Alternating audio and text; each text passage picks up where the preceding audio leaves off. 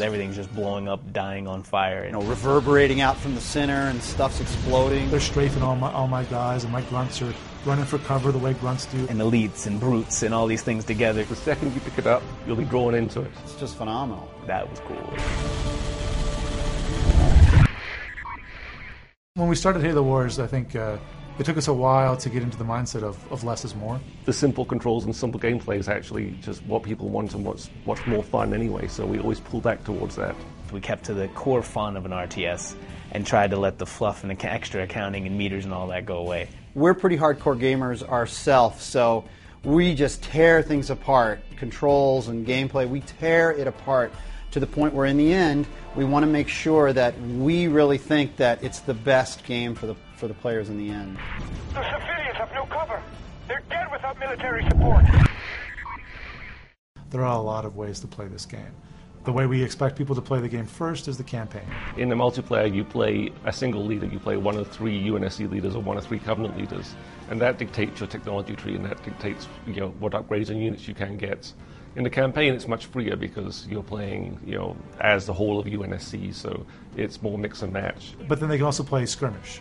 So this is kind of our repeatable game. You can have Covenant and Human on the same team, playing against 2 Covenant. You can have Human versus Human. You can have Covenant versus Covenant. You and I can go online, we can grab a buddy, we can play 3-on-3 against AIs. One guy can go econ, and he can actually give money to the other people, and they can build the military units, and he can kind of sit back and just manage the economy and defend the bases. And it's cool to have that option. They want that interaction of building up their armies with my friend is sort of my ally, and he's doing as well, and I protect him, he protects me, and then we go out and destroy fight the world, take on the world together. I think Halo Wars, if I was to sum it up into 2 words, would be epic experience.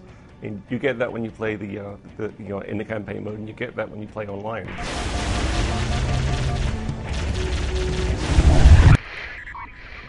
Halo Wars is a game where there's a lot of different strategies and tactics that people can choose to employ. Yes, standard tactics are your rush, your boom, and sort of your turtle, which is sort of the in-between build defenses to hold off a rush, but yet don't boom up your economy quite as much as a pure boom that leaves itself undefended. The balance of a strategy game is how good this unit might be against another unit.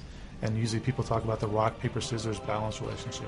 You don't want one strategy that will always beat everything, because then there's not much strategy to the game. I like to rush other people. I'll tend to play Captain Cutter, and I'll build an elephant. I'll just start churning out infantry, and I'll be in your base attacking you within like 30-40 seconds.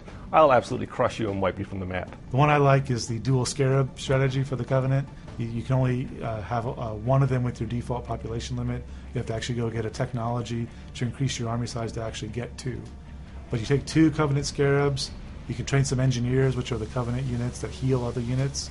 You train 10 of those, 2 scarabs, and your Covenant leader, and you're driving around this destructive beam of light, just incinerating everything. It's throwing out hot lava and all that, and that's a good time. Whenever you think you know the strategy that beats all, somebody comes up with something else to beat it.